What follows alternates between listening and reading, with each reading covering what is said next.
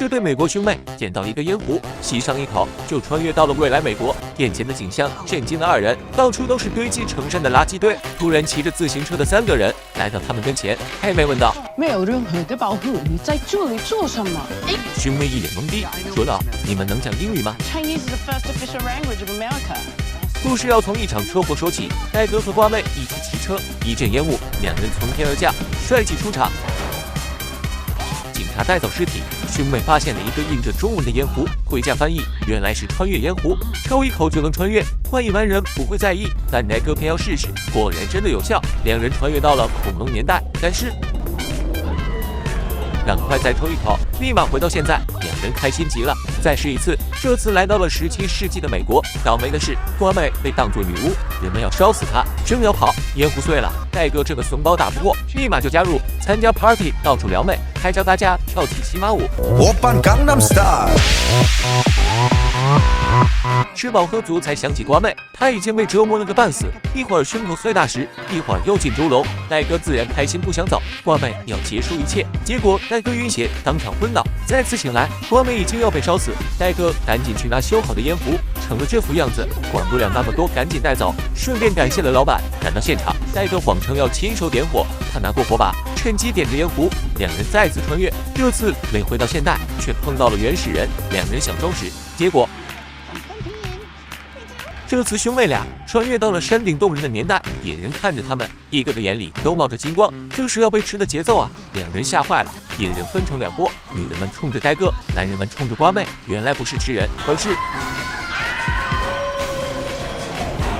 不一会儿，戴哥吓坏了，而一旁的瓜妹却露出一副满足的微笑。正所谓没有耕坏的田，只有累死的牛。这次换戴哥想早点走了，而瓜妹已经爱上了这里，说什么也要留下，跟着原始人一起狂欢，一起捕猎，一起吃生肉。戴哥这头牛实在受不了原始女人的压榨，准备走，瓜妹也只能跟着。这次穿越到奴隶时代，还没缓过来，就被当闯入者驱赶。情急之下解救了几位奴隶，还把几个奴隶一起带到了60年代。只可惜这几个奴隶被一个军官忽悠参加越战去了。然后他们俩恰巧遇到杰克逊，但此时他还是小屁孩。他们决定做点什么，拯救杰克逊的童年。乔装打扮，直接上门劫走。两人决定抚养杰克逊，让他成为一个快乐的小孩。结果这个决定改变了历史，他的经典歌曲全消失了。而且那个年代对女人很不友好，瓜妹总被男人骚扰，戴哥则连个小电影都看不到。终于他们都受不了，把杰克逊又送回家。两人再一次穿越到了古希腊，恰好遇到人家办 party， 白天吃饱喝足，